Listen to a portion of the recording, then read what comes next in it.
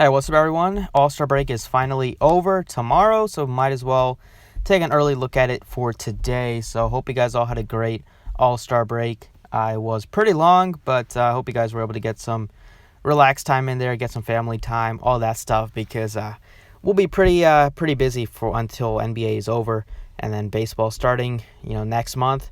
So it's gonna be a pretty busy time. I am pumped to break down the slate. It is a perfect 6-game slate. We're not dealing with like a crazy 13-game slate, fresh out of the break. So nice, manageable 6-game slate. So let's jump right into it. Before we get started, appreciate it if you guys would drop a like on the video, subscribe if you have not already. If you want to join, you can visit the website, dfsprocess.net. Links, as always, in the description. And let's get started.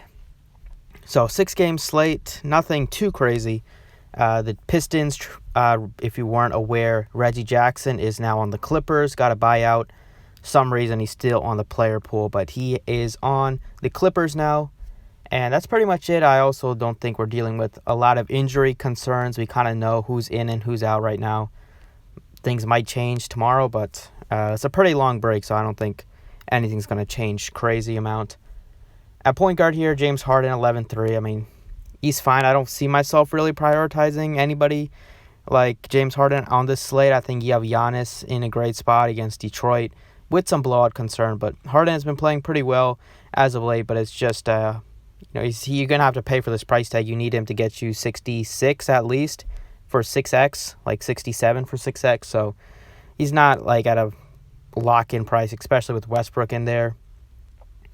Same thing kind of with Trae Young. He's at home, which you like to see, but it's a tough matchup against Miami. They play very good defense. They're probably going to have like maybe Jimmy Butler on Trae Young, who's a good defender. It's not saying Trae Young can't have an explosive game, but it's definitely not going to be an easy spot, and he is priced up at 10-5. We found out that Kyrie Irving's going to be out indefinitely, so that's just going to open up more. Well, it's not going to open up a lot because he's been out for a bit, but for the rest of the year probably, or for at least in foreseeable future, we're going to see Dinwiddie and LeVert just carry the team. Both of them are very appealing, even though the matchup's tough, just because of the price tags on each one. Dinwiddie's at just $7,300. He looks good. LeVert is probably my preferred one just because he's cheaper. He's at $67. Both look pretty good today. And then you got Jimmy Butler, looks good at $79. So right now I'm kind of looking at like Jimmy Butler's right now I have a lot of interest in him just because he's pretty cheap at $79. Interest in Fox, and then Dinwiddie and LeVert. Also have some interest there. But I would say that out of those, probably looking at Fox right now at $7,400. Just like the price tag on Fox. It's a great matchup at home against a fast-paced Grizzlies team.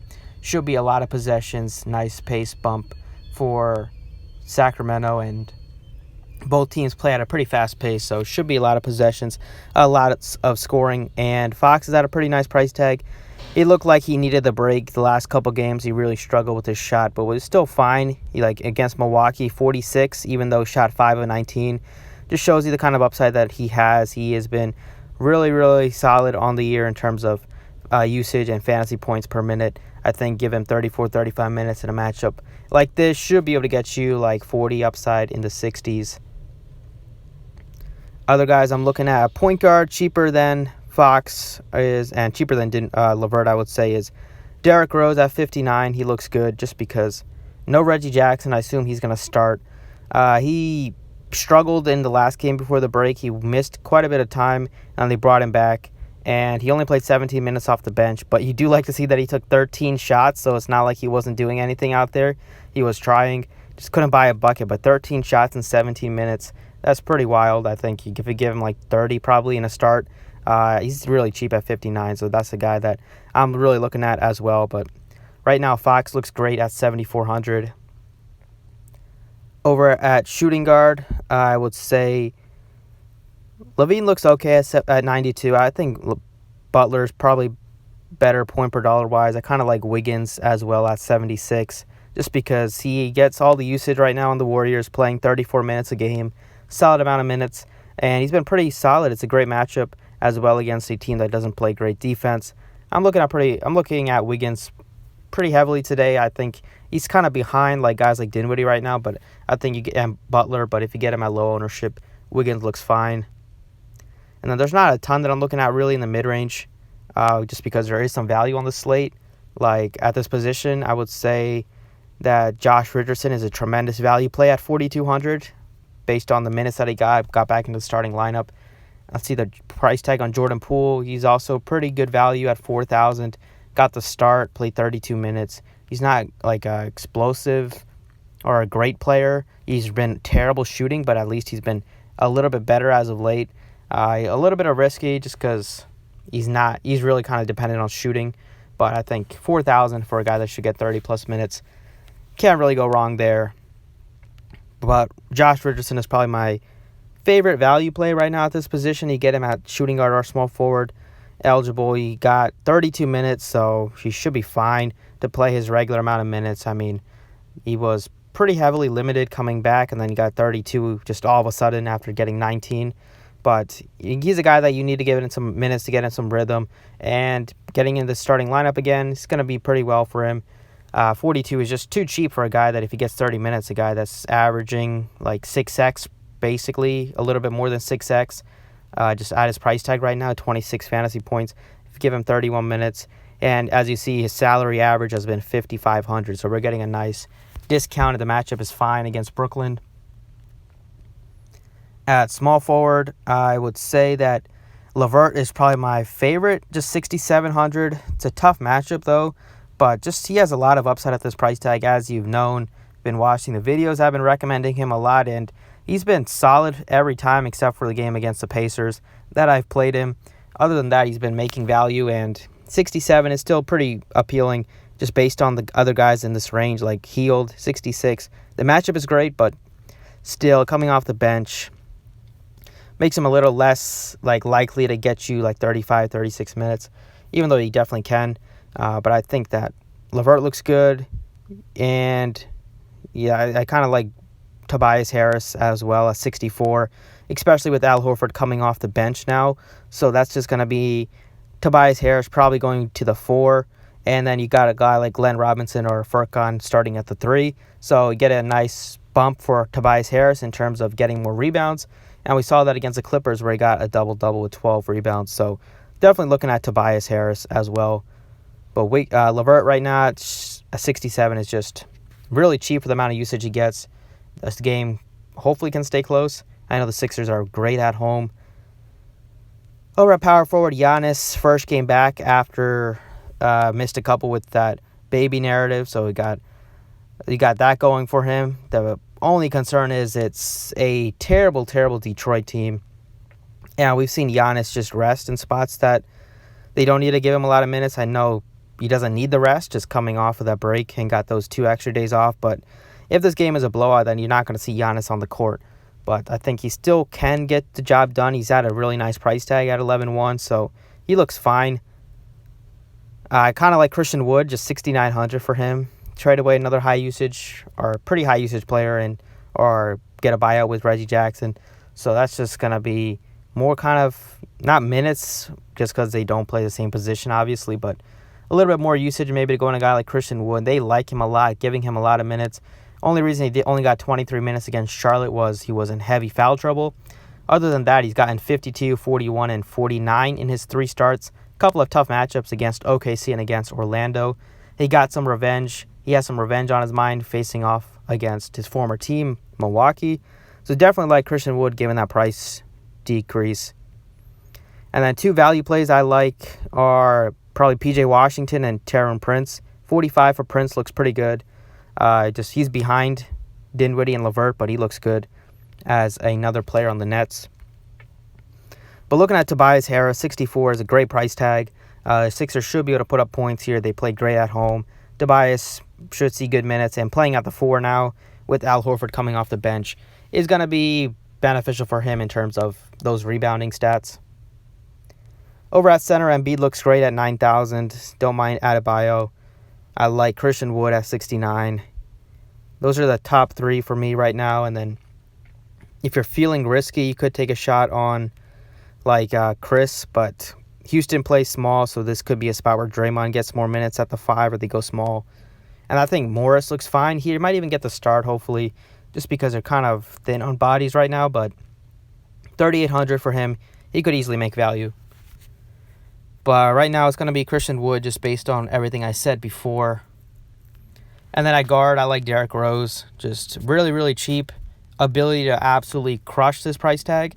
Don't think he's going to be on a limit or anything. He came off the bench because he missed some time, and then also Reggie Jackson was starting. But no Reggie Jackson, it should mean Derrick Rose starting.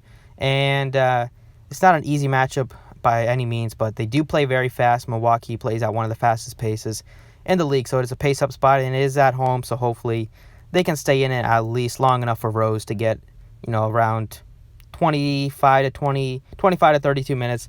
That's kind of what I assume. I think he'll get you like 30. If he starts, which I assume, he'll get you 30 to 34 if the game is competitive, or 30 to 32. And then if it's a blowout, then he probably won't see any fourth quarter minutes. But a guy that his price tag was $7,600 just right before the break, we're getting a huge discount on him. And now he doesn't have to deal with Reggie Jackson as well. So definitely love Derrick Rose at $5,900. So that's kind of what I'm liking at. Still leaves you with $6,300 basically for the other two spots. Plenty of salary. Over on Fanduel, same kind of deal what I'm looking at. I think Trae Young is a little bit more appealing just based on his price tag at $10K.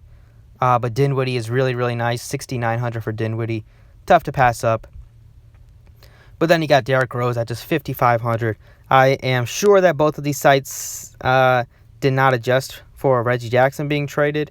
I keep saying traded for getting a buyout. But Derrick Rose, if that was the case and they had known about it, he would be much more expensive. $55 for Rose is still too cheap. Like I said, he took 13 shots in just 17 minutes. He is a high usage player. The ball goes in his hands. The offense goes through him. So even if he gets you like only 25 minutes, it's still good enough to make value, I would say, as long as he's knocking down at least majority of his shots. But I think he could get you 30 minutes just because they are pretty thin on bodies right now. Over on at shooting guard, it is Jimmy Butler looks great at 81. LeVert looks amazing at 61. Don't have as much interest in Josh Richardson, just at 5,000. I think he's priced where he should be. He's way underpriced on DraftKings though. And then I'll still mention Jordan Poole maybe as a value player. Burks maybe 3,800. But it's going to be tough to pass up a $6,100 Karis LeVert just based on the minutes that he gets, the usage, everything. Only concern is a tough matchup, but pretty much I think he's a lock to get you 6x at least. Upside to get you 8x, really. We've seen him do that just recently. At small forward, if I'm not paying up for Giannis, I'm paying for the other guys, Wiggins and Harris. I don't think I'm going to be messing around too much with like a Harrison Barnes or Daniel House. I would say that Prince looks good at $4,500. That's definitely a good spot to go to as a value play if you're not paying up. But I think it's a spot to pay up at this position just because there's not a ton of options. So Wiggins, I like him quite a bit. He's been really aggressive defensively so far as a member of the Warriors. He's looked a lot more motivated. He's had a 6-stock game against the Lakers and then a 6-stock game against Phoenix. Didn't do anything against the Heat, but he's been pretty active defensively, which is great. He's been playing good minutes, and his usage rate is pretty high. There's nobody really that takes a lot of shots on the team, so he's free to shoot as much and as often as he wants. Over at power forward, I would say that Christian Wood still looks pretty appealing at 74. Same thing with John Collins. And then if I'm paying for some value, it would be for Covington, Draymond, and Bielitsa look like fine options in the mid-range. And then if you want to punt, it would be for probably PJ Washington, although he's been pretty bad as of late. And, but just based on everything, I think Christian Wood is still pretty appealing, just $7,400 for a guy that plays center, basically, even though he's at power forward. He gets huge minutes, 38 against Orlando, 36 against New York. Foul trouble against Charlotte, don't put any stock really into it. It's a revenge game. And he's just a really great per-minute guy, one of the better per-minute producers. And now that he's getting huge minutes, it's been really, really... We're seeing him just put up some monster games recently. And he's still... Price tag hasn't really caught up to him on either site. And then over at center, I would say Embiid is a really, really good option to pay up for at 96 if you can. Chris looks fine at 59, although it is a little bit of risk just given how Houston plays right now. And then Dedmon isn't the worst play in the world at 49. He got the start, probably will start again. He's pretty reliant on blocks and steals, but he's cheap enough that he can make value. And then Tucker at 43. He looks pretty good as well. Right now, I would say trying to get Embiid in there is probably a good way to go. Just a great matchup at home. I think Embiid looks fine to try to get into the lineup. There's not a lot of other options right now. Maybe that'll change. But feel pretty good about this right now. So that's it for the video. Thanks for watching. I hope you guys enjoyed. And if you have any questions, you can hit me up on Twitter or in the comments. And good luck today.